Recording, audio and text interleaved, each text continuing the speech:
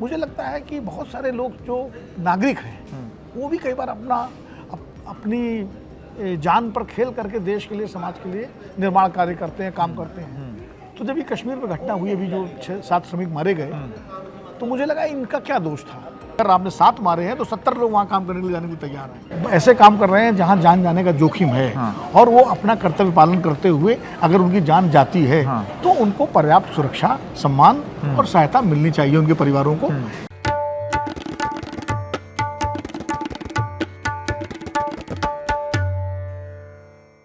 कश्मीर में आप जानते हैं कि अभी हाल फिलहाल एक घटना हुई है जिसमें कश्मीर का निर्माण जिन लोगों ने किया है और वो राजनेता नहीं हैं, वो फौज भी नहीं है, वो कश्मीर के लोग भी नहीं हैं, वो हैं श्रमिक जो देश के अलग अलग कोने से आए हैं। उनको लेकर के वरिष्ठ पत्रकार विनोद अग्निहोत्री जी की एक टिप्पणी दिल में घर कर गई।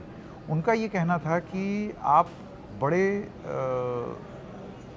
सेना के जो जवान होते हैं उनको तो हम शहीद का दर्जा दे देते हैं, लेकिन इन श्रमिकों का क्या? उन्होंने भी तो कश्मीर निर्माण में अपना योगदान दिया है। विनोद जी, आपका बहुत बहुत स्वागत। नमस्कार। ये ख्याल आपको क्यों आया? ये ख्याल मुझे शुरू से आता रहा है। हाँ। आज से नहीं।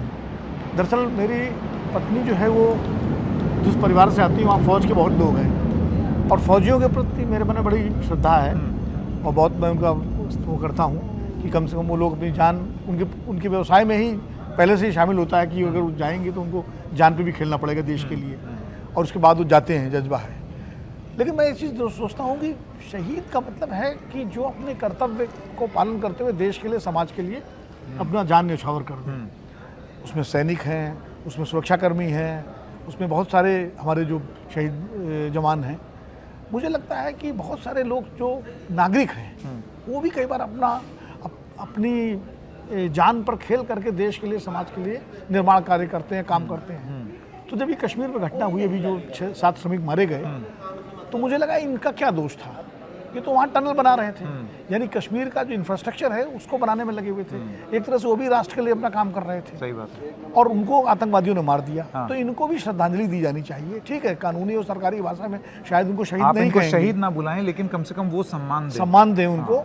उनके शव भी सम्मान के साथ जो है घरों में भेजे जाएं, वापस जाएं, उनको भी वो इज्जत मिले। कम से कम उनके परिवार वालों को लगे कि देश उनके साथ खड़ा हुआ है। बड़ा लोग भूल जाते हैं कि ठीक है, मार दिए गए, खबर छप गई, एक आध किसी ने फूल चढ़ा दिए, और उसके बाद फिर उनके घर वालों को कितना संघर्ष करना पड़ता है उनका शव लाने के लिए, या जो भी उनके पीछे कोई पूछता नहीं है उनको। तो मुझे लगता है कि श्रमिकों को भी शहीदों सा सम्मान मिले। उनको शहीद ना कहें, लेकिन शहीद सा सम्मान मिले। मतलब उनका भी ख्याल ये देश करे, ये समाज करे। मैं उदाहरण के लिए, जैसे ये श्रमिक मारे गए, आप देखिए, कभी खदानों में खदान मजदूर जो है 300-400 मीटर नीचे चसनाला की दुर्घटना हुई थी। सही बात है। अब मर गए, वो क्या कर रहे थे? कोई अपने लिए थोड़ी कोयला निकाल रहे थे, वो देश समाज के लिए कोयला निकाल रहे थे। सही बात है। मर गए, उसके बाद उनकी लाश भी नहीं मिली, थोड़ा बहुत मुआवजा मिल गया। इसी तरह बिजली के जो हजारों वोल्ट लाइनें खिंचती हैं, जो बड़े बड़े ग्रिड बनते हैं, उनमें कई बार वो मजदूर जो बिजली के वो है तकनीकी लोग, वो शिकार हो जाते हैं। तो वो सब हादसा जो होता है वो काम करते हुए होता है, ड्यूटी पर होता है। तो कम से कम उनको भी पर्याप्त सम्मान, पर्याप्त मुआवजा और पर्याप्त सामाजिक सुरक्षा मिलनी चाहिए।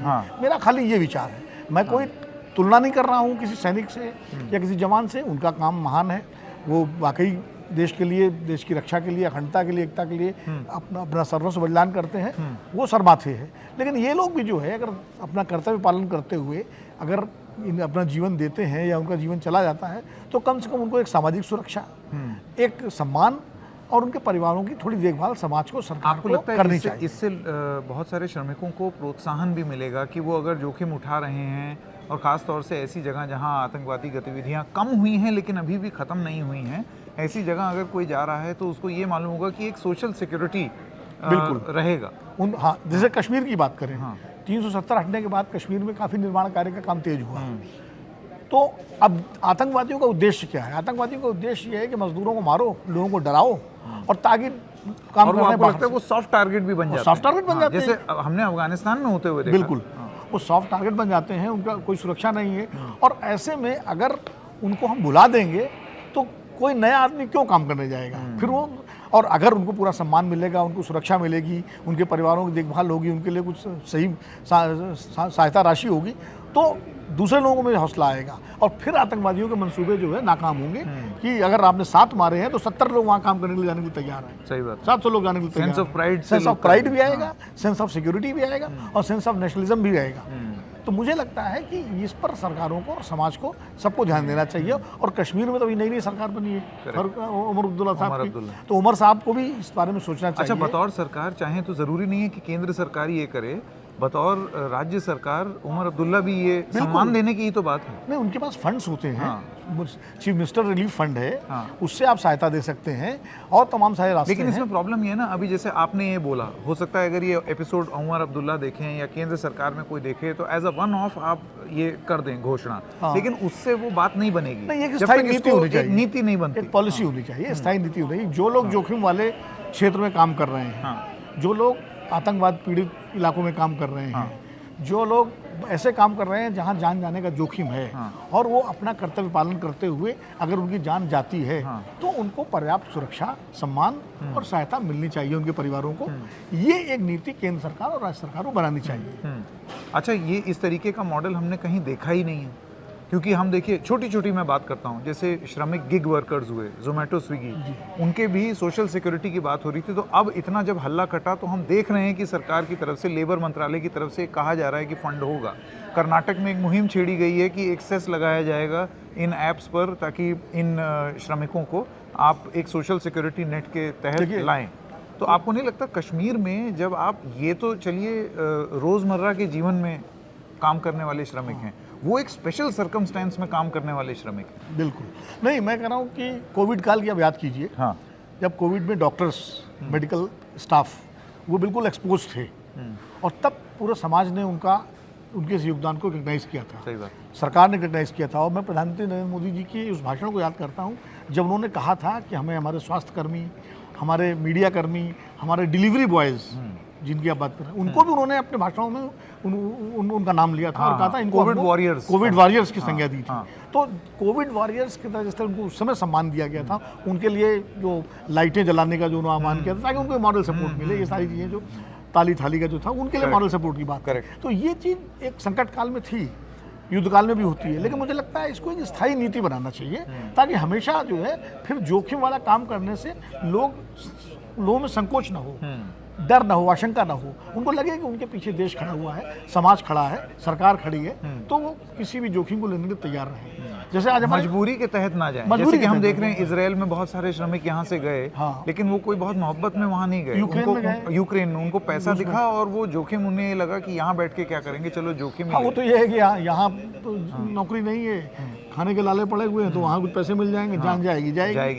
हालांकि वो अच्छी स्थिति नहीं है, लेकिन अब वो मरता क्या ना करता। सही बात। मुझे लगता है कि इस पर जो है हम सबको एज ए मीडिया कर्मी, हम सबको, जैसे आज आप ये हमसे बात करके सवाल को उठा रहे हैं, इसको सतत रूप से इस तरह के सवालों को उठाना चाहिए। नहीं, मैं तो ये कहूँगा कि ये थॉट ये विनोद जी ने ही फ्लोट किया और ये उन्हीं की सोच थी और ये रोचक। मैं आपको एक और उदाहरण देता हूँ। बिल्कुल। आप अक्सर अखबारों में पढ़ते हैं कि साहब वो जहरीली गैस से सफाई कर्मी 4 मर गए, नाला साफ करते हुए या सीवर साफ करते हुए। अब वो बेचारे किसके लिए सीवर में उतरते हैं? सही बात। वो अपने लिए थोड़ी उतरते हैं। सही बात। अगर वो ना उतरे सीवर में तो शहर जो है बीमारियों में सड़ जाए। बिल्कुल। हमारे आपके लिए उतरते हैं, तो उनको वो सम्मान क्यों नहीं मिलना चाहिए? बिल्कुल। उनको उनके शवों को भी पूरी तरह से एक नागरिक सम्मान तो दिया जा सकता है और उनके परिवार वालों की देखभाल की जा सकती है। सबसे पहले तो ये एडमिट करना पड़ेगा कि मैनुअल स्कैवेंजिंग आप करवा रहे थे, जो कि कानूनन नहीं करवा सकते, होनी चाहिए। तो कैसे सम्मान दे देंगे? या तो फिर आप उसके लिए पूरी तकनीक लाइए और सफाई के लिए आदमी को उतरना ही ना पड़े वहाँ पर। नहीं, बहुत इंटरेस्टिंग बात विनोद जी, बहुत बहुत धन्यवाद। आपने एक ऐसी बात बोली है जो सोचने पर मजबूर करती है। अब देखना ये है कि चाहे उमर अब्दुल्ला की सरकार हो या केंद्र सरकार हो, इस पर सोचेगी या नहीं। न दीजिए शहीद का तमगा, लेकिन शहीद सा सम्मान उन श्रमिकों को क्या नहीं देना चाहिए जो बहुत कठिन परिस्थितियों में जम्मू कश्मीर और राष्ट्र निर्माण में जुटे हुए हैं। बहुत बहुत धन्यवाद हमारे साथ जुड़ने के लिए। Thank you.